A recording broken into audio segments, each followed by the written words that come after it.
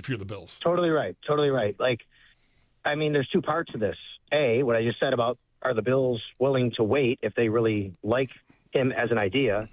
Second part is, would he take the job, or is he thinking about another job or going somewhere else? And if you start to wait, or just and he staying takes put, the job, and then you're kind of screwed that way. So time is very important here in all of this when it comes to each side of the equation here. You guys both conveniently, once again, just leaving out the name Doug Marrone with this speculation about assistance on the Super Bowl teams, the offensive line coach of the Patriots. Experienced. All right, I'm kidding. Probably. Sal, do you think of any candidate at this point as the favorite in the Bills search? I've long believed, if you would have asked me this a couple of days ago, that I'd probably inch Daboll ahead of everybody. It wouldn't be by a lot, but I'm starting to think that maybe Grant Udinsky is right there, maybe as a lead guy. I think it's, to me, I would say it would come from one of the four names, the way I read it right now, which is Daboll, Udinsky, Kubiak, or Webb. But I've also felt that Webb is probably a bit too much of a reach right now, like too much of a leap, as much as they might like him. And maybe he could be an offensive coordinator, right? That would be actually a movement up for him, considering his title. And then Kubiak, considering what we just said, that would narrow me down more towards Udinsky and Daboll. And I have to be honest with you, I'd really like a lot of things I'm hearing from and about Udinsky, and the fact that you follow the breadcrumbs, right? Which is he cancels his interview or pulls out of the interview and withdraws his name from Cleveland. He's getting a pay bump and, a new contract or whatever in Jacksonville, but they also made it clear if he gets the Bills job, that's fine. He can still do that and pursue that. And to me, that just means there's probably some smoke around that. You know what I mean? Mm-hmm. Yeah, like maybe it went well. Maybe they want to, make sure that he knows he's cared for if he chooses to stay. But that, I would think that there's some reason to leave him that opportunity. Maybe he feels like it went well enough to consider, like, this is still something I could go do. You didn't mention Brady there among those four names. And they've talked to him. Obviously, they know him very well. He's been here.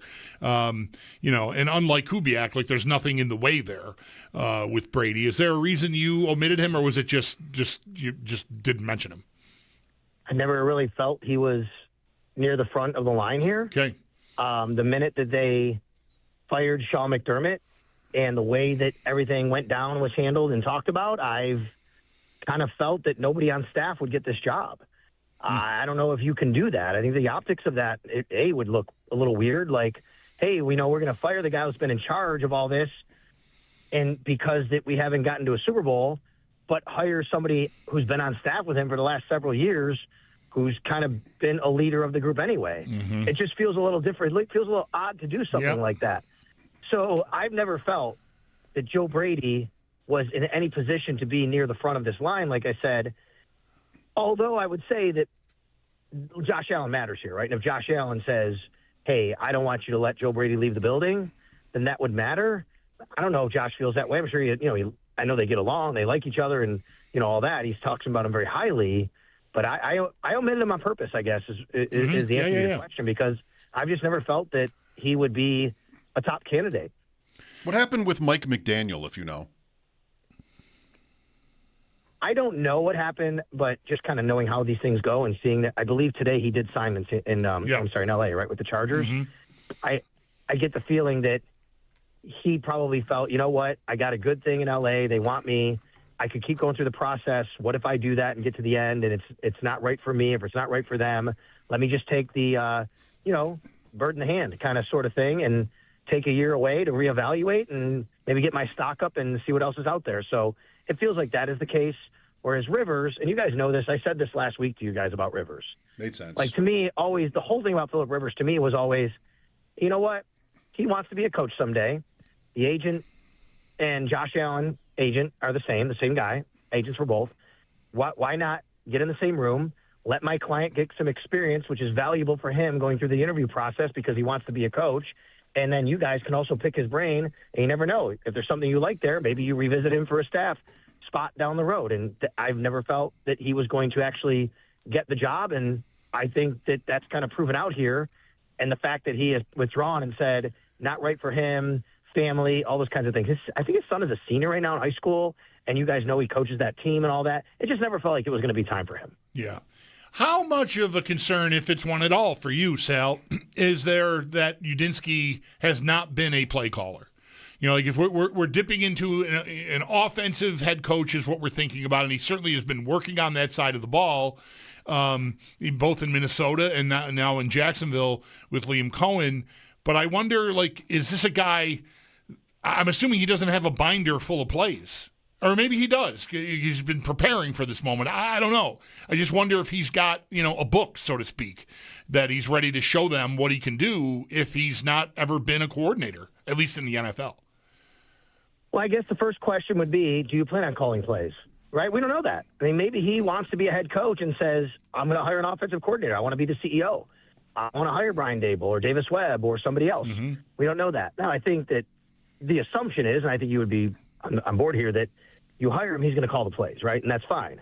Now, I talked with Ryan Green today. I think, didn't you guys have Hacker on Ryan Green a couple weeks ago? You might have, from Jacksonville. Yes. He's really good. And Ryan, I had him on my show today, and I kind of asked him, like, what you're getting in this guy, and how do we know? Like, he's never really called plays. And he said, listen, anytime you would look at Liam Cohen on the sidelines, he was right there with him. Like, he was involved in everything.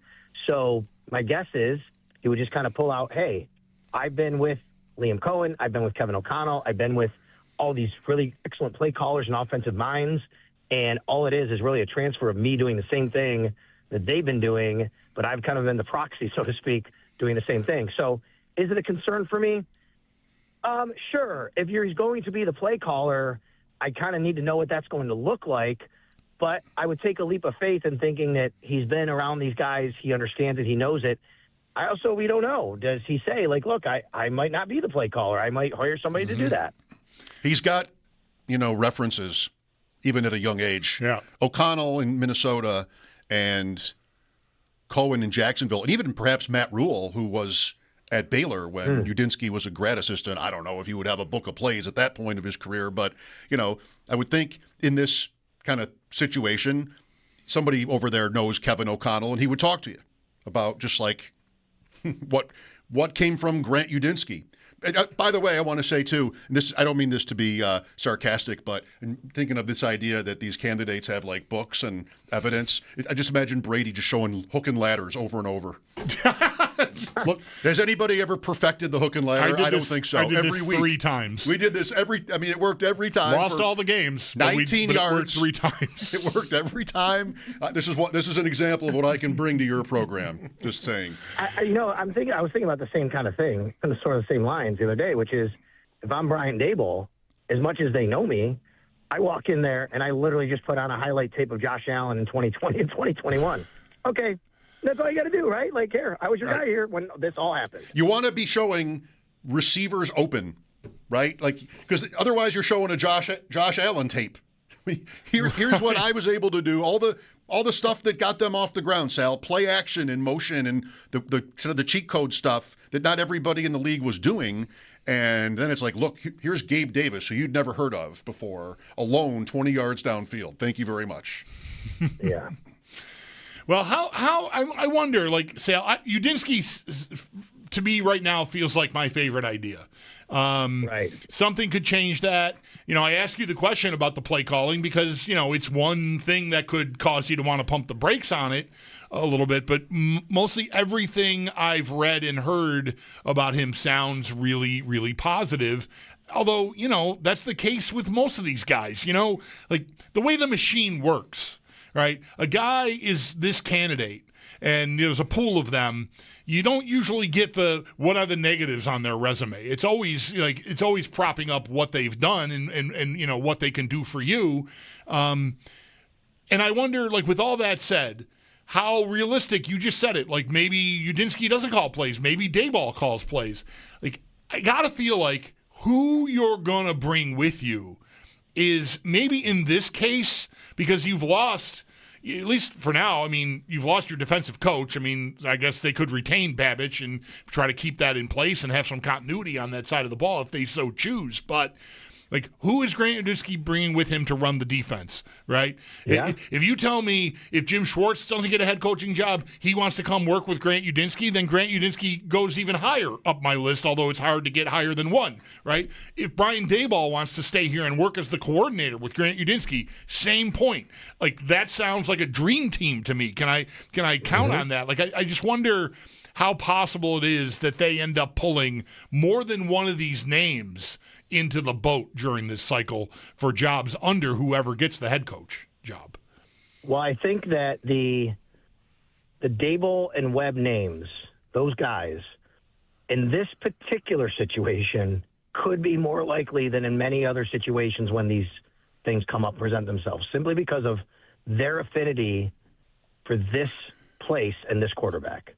And I think it's very important to remember here that Davis Webb is not the offensive coordinator in title of the Denver Broncos. He is the quarterback's coach and passing game coordinator.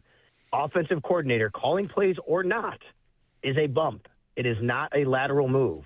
It allows him to say, I want to go to Buffalo to do that. Now, I'm using him as an example here, but I will tell you, it's also not the worst thing in the world for Davis Webb, learning right now and still learning and continuing to work under Sean Payton, who's really good at that, right? And an offensive guy, and he's done a really good job so far. They got to the AFC Championship game, of course.